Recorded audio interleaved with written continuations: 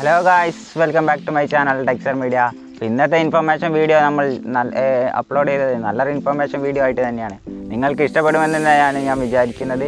നിങ്ങൾക്ക് ഈ വീഡിയോ കണ്ടതിന് ശേഷം മാത്രം ലൈക്ക് ചെയ്താൽ മതി, ഇഷ്ടപ്പെട്ടാൽ മാത്രം. അപ്പോൾ വീഡിയോയിലോട്ട് പോകുന്നതിന് മുന്നേ ഈ ചാനൽ ആദ്യമായി കാണുന്നവരാണെങ്കിൽ ഒന്ന് സബ്സ്ക്രൈബ് ചെയ്യുക. കൂടാതെ വരുന്ന ബെല്ലൈക്കൺ ഒന്ന് ഞെക്കുക.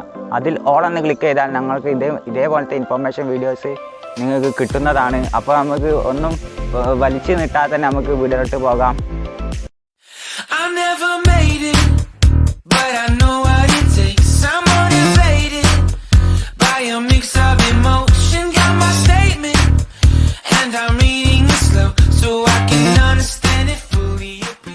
ഒന്നാമത്തെ കാര്യമാണ് ചാനൽ ബ്രോഡ്കാസ്റ്റ് പോലുള്ള കാര്യങ്ങളില്ല. അതെന്ന് പറഞ്ഞാൽ നമുക്ക് വാട്സപ്പിലൊക്കെ ചാനൽ ബ്രോഡ്കാസ്റ്റ് ഒക്കെ ഉണ്ട്, ചാനൽ പേയ്മെൻറ്റ് അങ്ങനത്തെ കാര്യങ്ങളൊക്കെ ഉണ്ട്. അതാണ് പേയ്മെൻറ്റ് അതിൽ ഉൾപ്പെടുത്തിയില്ല, പക്ഷേ പേയ്മെൻറ്റ് പോലത്തെ കാര്യങ്ങളുണ്ട്. അതൊന്നും ഇതിലുണ്ടായിരിക്കുന്നതല്ല. അത് നമുക്കൊരു ഇതിൻ്റെ ഒരു ഡിസഡ്വാൻറ്റേജ് ആയിട്ടാണ് ഞാൻ അതിൽ കണക്കാക്കുന്നത്. എൻ്റെ പേഴ്സണൽ വ്യക്തിപരമായിട്ടുള്ളൊരു കാര്യം തന്നെയാണ് ഞാൻ പറയുന്നത്. അതാണ് ഒന്നാമത്തെ പോയിന്റ്. നമുക്കിനി രണ്ടാമത്തെ പോയിന്റ് എന്ന് പറയുന്നത് ഗ്രൂപ്പ് ആക്സെപ്റ്റ് ചെയ്യണം. അപ്പോൾ നമ്മൾ അതിൽ ഗ്രൂപ്പ് ഉണ്ടാക്കുകയാണെങ്കിൽ, സിഗ്നൽ ആപ്പിൽ ഒരു ഗ്രൂപ്പ് ഉണ്ടാക്കുകയാണെങ്കിൽ ആ ഗ്രൂപ്പ് അഡ്മിൻ നമുക്ക് ആഡ് ചെയ്യാൻ പറ്റില്ല. നമ്പർ ഉണ്ടെങ്കിലും അത് ആഡ് ചെയ്യാൻ പറ്റുന്നതല്ല. അത് നമ്മൾ ആ ലിങ്ക് നമുക്ക് ഷെയർ ചെയ്തിട്ട് ആ ലിങ്ക് കയറി നമ്മൾ ആക്സെപ്റ്റ് ചെയ്യണം. ഫേസ്ബുക്കിലൊക്കെ ആക്സെപ്റ്റ് ചെയ്യുന്ന മാതിരി നമ്മൾ ആക്സെപ്റ്റ് ചെയ്യണം. അല്ലാതെ നമുക്ക് വേറെ ആൾ പോയിട്ട് നമ്മളെ ആഡ് ചെയ്യുന്നില്ല.